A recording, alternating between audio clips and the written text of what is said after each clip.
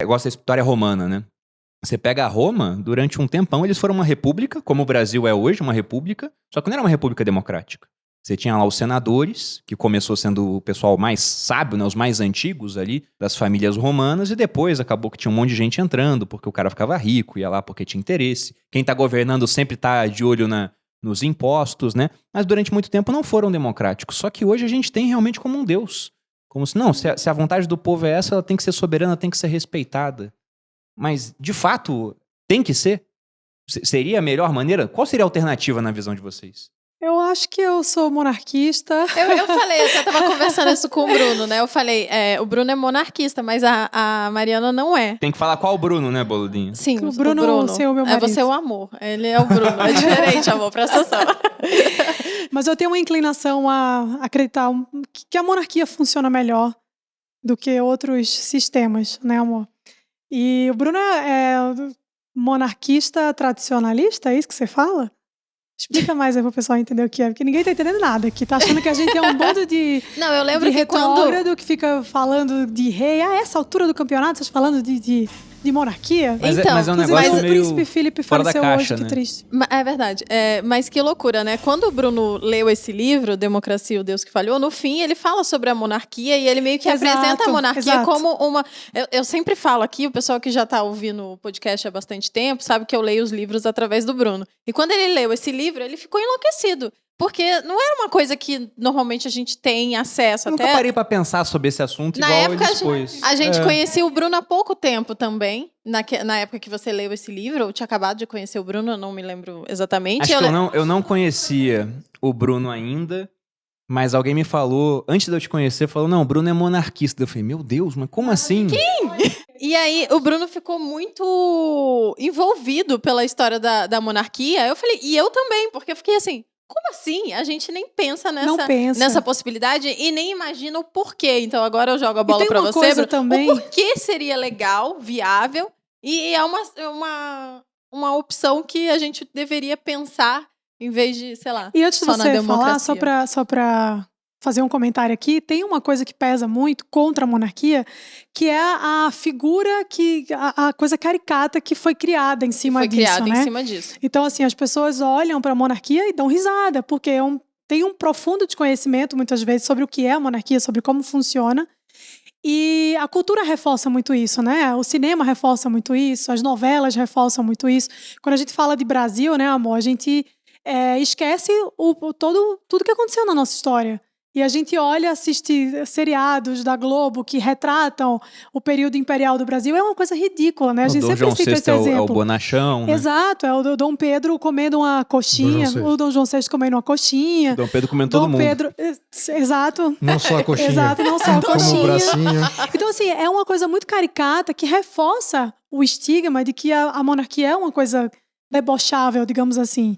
Mas quando você para entender como funciona... o que funciona de fato lá e como as coisas acontecem e toda a tradição que existe, como foi aqui no Brasil também, né? Porque a gente tem que lembrar que a nossa história é uma história muito bonita, mas a gente ignora isso completamente. A gente nem conhece, né? Nem conhece, exatamente.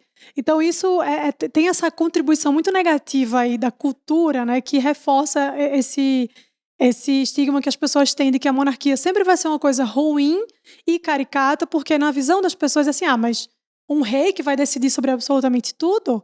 Não pode. E não é exatamente assim como funciona, né? Então explica melhor aí pro pessoal entender. Fazendo um paralelo só antes, essa questão do rei decidindo tudo, né? Nesse livro aqui, no Democracia, o Deus que Falhou, o Hans Hermann Hoppe, ele fala no final, né? Durante todo o livro ele vai tecendo raciocínios, fazendo comparações entre as democracias modernas e o regime antigo que ele fala. Porque ele não fala, por exemplo, da monarquia parlamentarista britânica. Ele fala, não, eu tô comparando com os regimes antigos, quando o rei ele era tanto chefe de Estado, que é o que a rainha da Inglaterra é hoje, quanto chefe de governo também. Ele tinha essa função que o primeiro-ministro exerce lá. Que seria comparado ao nosso presidente.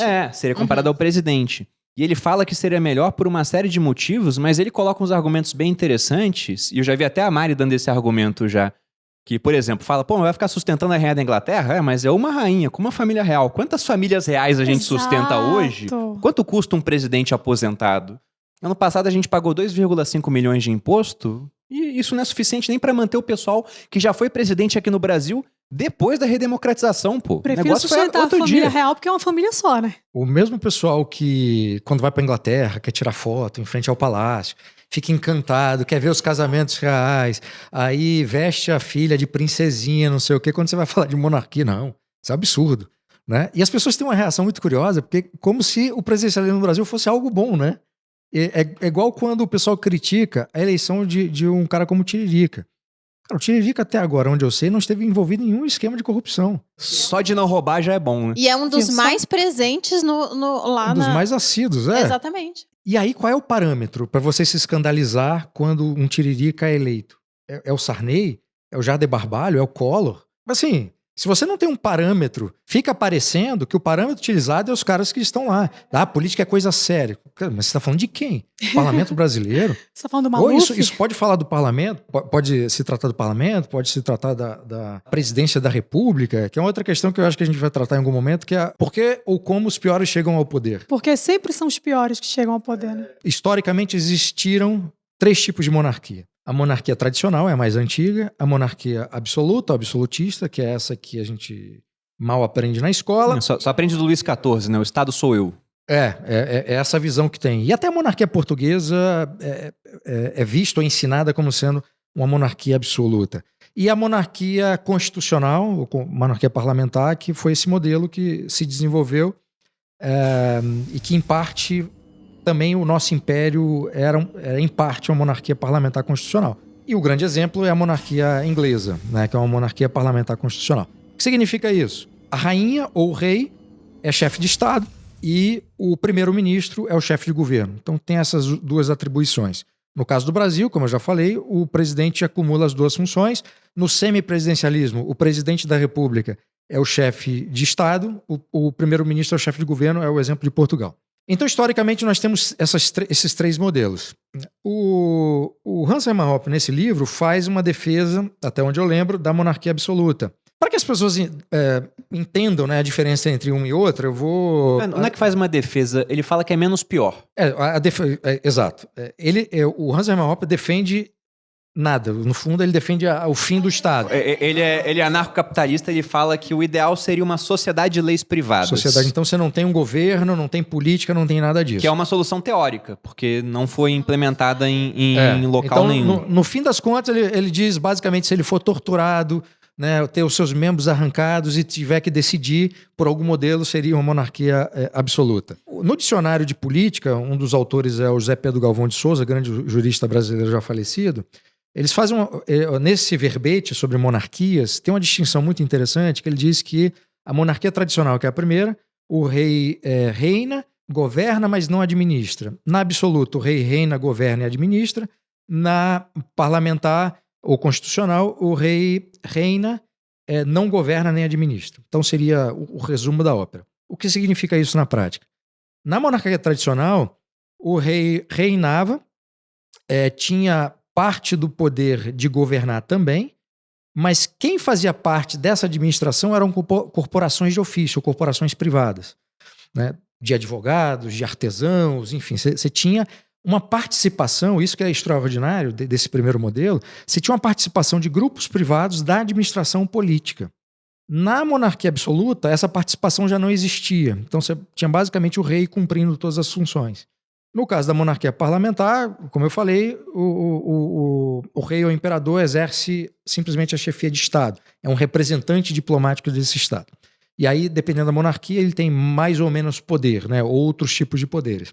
Historicamente, e também do ponto de vista teórico, se for fazer uma defesa teórica, aquele modelo que mais garante as liberdades é a monarquia tradicional. Justamente por essa participação privada na esfera da administração pública.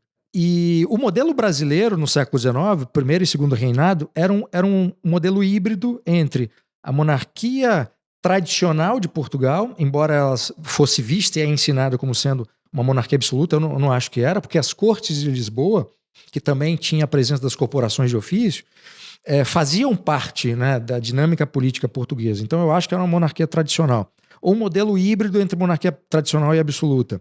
E o Brasil criou um modelo híbrido entre essa monarquia absoluta e a monarquia tradicional e a monarquia parlamentar. Então nós tínhamos o imperador, que era chefe de Estado, e tinha uma função no governo, por meio do poder moderador que era definido na Constituição. Então, ao contrário do que se acha, o imperador brasileiro não podia fazer o que quisesse. Tanto é que ele era um abolicionista, era contra a escravidão e não podia, com uma canetada... E quando fez, veio a República, um ano depois, né? Mas nem foi ele que fez, né? Quer dizer, foi o parlamento que votou e a princesa, ela assinou, né? Mas a família era tanto Dom Pedro I quanto Dom Pedro II eram contrários à escravidão. E então as atribuições, responsabilidades e poderes estavam definidos na Constituição. Então tinha o imperador, tinha o gabinete de ministros, que fazia as vezes do primeiro-ministro, e tinha o parlamento, então a Câmara dos Deputados e o Senado, que era vitalício. Então, e tinha um componente interessante de aristocracia também, que era uma outra forma de governo antiga, né, que era a forma de governo em que os melhores exerciam esses postos chaves na administração pública ou no poder político. E essa aristocracia no Brasil era garantida pelo Estado. Então você tinha uma lista de 3, que eram os mais votados, e para ser votado nas províncias você tinha uma série de condições, não era todo mundo que podia participar dessa eleição, e era o imperador que definia quem poderia ser o senador vitalício. Então o Senado era esse representante desse modelo aristocrático no modelo brasileiro. Em termos de descentralização do poder, então você tinha o imperador, você tinha o gabinete de ministros, você tinha a Câmara dos Deputados e você tinha o Senado. Hoje você tem o presidente da República, você tem o Congresso como um todo e você tem o STF. Né? E o grau de liberdade... Que manda em todos eles. Que manda em todos eles. Ou seja, nem precisaria ter os outros, né? Porque no final das contas quem decide é o STF. Então... Isso é um outro problema da democracia brasileira que a gente pode conversar. Mas em termos de garantia das liberdades, o nosso modelo monárquico era muito melhor do que todo o período republicano desde o seu início. E insistindo nesse ponto aqui para a audiência de vocês, esse modelo que nós temos hoje foi fruto de um golpe militar republicano que instaurou essa república federativa, ou presidencialista, e os 2 primeiros governos foram ditatoriais, ou autoritários. Né? O Floriano Peixoto, que foi o segundo presidente, praticamente governou com estado de sítio quase o tempo inteiro. Então, enfim, eu sou defensor da monarquia tradicional, porque eu acho que é um sistema que, inclusive dessa defesa, pelo menos em termos de expectativa daquilo que seria algo positivo da democracia, seria o sistema que conseguiria mais lidar com os problemas que a democracia não consegue. No livro aqui, no Democracia, o Deus que Falhou, quando ele vai fazer essa distinção, nessa comparação entre monarquia, e ele pega mais essa monarquia centralizadora, absolutista, embora ele tenha um argumento bem interessante aqui. Como existia uma clara distinção entre governantes e governados, era muito difícil para o rei ter muito recurso na mão dele, porque sempre que ele aumentava os impostos, a população ficava brava com isso, né? Porque era muito claro que o imposto ia ser para o caixa do rei, ele ter mais tropas, mais alguma coisa assim. Os conflitos militares eram vistos como um problema da realeza, de um rei com o outro, tanto que cidades-estado italianas, mesmo não sendo monarquias, eram tropas de mercenários se enfrentando, as pessoas no muro da cidade observando o conflito. Mas ele fala que era difícil você ter muito tributo na sua mão. E um outro ponto que ele coloca aqui também é de uma questão de um conceito econômico chamado de preferência temporal, que é de um economista austríaco, do Bombauer, que é o seguinte: preferência temporal, o homem, ele é imediatista por natureza. Ainda mais quando ele é mais novo. À medida que ele vai envelhecendo, ele vai entendendo que é necessário abrir mão das coisas no presente para que você possa ter mais no futuro. Você fica na faculdade 4 anos esperando que quando você saia você tenha um emprego melhor, consiga ganhar mais dinheiro. Então você abre mão agora para colher lá na frente. E ele fala que em regimes monárquicos há uma preferência temporal mais baixa. O cara ele pensa menos no hoje e ele pensa mais no futuro. Porque ele não vai ser trocado a cada 4 anos, ele vai estar lá. No caso da monarquia brasileira, Dom Pedro I passou por Dom Pedro II, então havia um interesse em preservar certas instituições, né? Não tributar tantas pessoas a ponto de elas ficarem revoltosas e de repente tirarem a família real do poder. Já na democracia ele fala que é o contrário. Como você vai ter uma mudança a cada 4 anos aqui no Brasil, você tem um estímulo que é o oposto. Ao invés de querer preservar certas coisas, você quer usar tudo agora. Exato. Você tem um estímulo, inclusive, assim, de endividar mais no presente para poder gastar mais naquele momento. Que é justamente o que acontece. Que é as dívidas públicas no mundo todo, né? Depois ali do começo do século XX, que basicamente a Primeira Guerra Mundial acabou com muitas monarquias. E aí você teve regime democrático pipocando para tudo quanto é canto, e hoje praticamente em todo mundo civilizado, talvez não seja nem a melhor palavra para usar, mas em quase todo mundo, você tem regimes democráticos e tem locais onde não é democrático, mas o pessoal gosta de falar que é, né? Como a República Democrática da Coreia do Norte, onde o Kim Jong foi eleito com 100% dos votos. Olha só que curioso. Ou a Todo Rússia. mundo votou nele, Bruno. Pois é, a Rússia, onde vai ser amado assim lá na Coreia, né?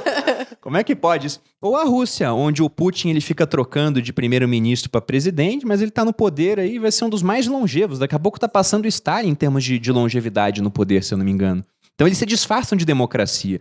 Mas o que ele fala é justamente do ponto de vista econômico, que dentro de uma monarquia você tem muito mais estímulo para preservar as coisas, porque afinal de contas o monarca não vai sair a qualquer momento. Ele inclusive vai passar aquilo de herança para um herdeiro. E na democracia não, você está trocando a cada 4 anos, então vamos tomar bastante dívida agora, vamos gastar um caminhão de dinheiro. Pô, mas quem vai pagar essa dívida? É o outro governante? Tem não uma é comigo. coisa também, assim, que muita gente não olha muito para esse lado, que é o dever e a responsabilidade do cara, né? Então muita gente olha assim, mas o rei, eu não votei nele, ele não tá lá, esse cara não vai fazer nada de bom, porque ele não foi eleito por mim, mas é exatamente o contrário. Você imagina o que é você nascer e crescer numa família que está o tempo inteiro lembrando, olha, você vai ser rei. Você tem, então assim, ele cresce com muitas essa vezes noção. O cara nasce já sendo preparado para governar. Sim, mas é exatamente né? isso. Eles já e são ele preparados aprende toda aquela... desde sempre para que em algum momento eles assumam. Então, isso imputa um senso de responsabilidade absurdo. Então, é exatamente o contrário. É justamente pelo fato do cara ter crescido com essa responsabilidade, com essa consciência da responsabilidade e do dever que ele tem, que muitas vezes, né, que acho que é bem por aí, a percepção dele vai ser o oposto de uma pessoa que é eleita através de um sistema democrático. Porque é o que você falou, ele vai estar lá 4 anos, vou fazer o que eu quiser, se der certo eu me reelejo, se não der certo eu fiz o que eu tinha que fazer, mas o monarca não, ele não tem essa liberdade, digamos assim, de não tentar uma reeleição, de não fazer, o cara tá lá. E ele vai continuar. Então é justamente por isso que eu acho que as pessoas têm uma tendência a olhar isso como uma coisa negativa, mas eu vejo justamente como uma coisa positiva. Porque é exatamente essa consciência de um dever e de responsabilidade que é passada para ele desde o momento que ele nasce. Ele já nasce sabendo que vai ser rei, né? Então, que faz com que a formação dele seja em cima disso e a cabeça mesmo é diferente. A forma como ele vai lidar com isso é diferente. Né? Tem aquela coisa o brasileiro é muito patrimonialista também, né? Então, tudo isso acho que influencia positivamente para que a gente consiga entender que numa monarquia é muito mais saudável que seja dessa forma do que quando você elege um cara por 4 anos, aí ele sai, aí vem outro. E tem uma coisa também, né? A instabilidade que isso provoca. Não, demais. Né? Porque a gente tem uma visão oposta. A gente tem uma visão oposta, mas é uma instabilidade absurda. Porque você tá lá, a gente durou 3 anos, 4 anos, a gente tinha uma presidente de esquerda. Né? Um partido dos trabalhadores, que é um partido socialista. E agora a gente tem um presidente que se intitula como um presidente de direita. Então, assim, a gente há 4 anos... Em breve a gente tá agora na... A gente não sabe quem vai vir. A gente não sabe o que vai acontecer. Então, assim, há pouco tempo a gente tinha uma coisa completamente diferente, agora a gente já tem outra completamente diferente. Então, assim, a sociedade precisa ficar se adaptando a isso a cada 4 anos, quando o cara não se reelege. Quando se reelege a cada 8. Mas é um espaço muito curto de tempo.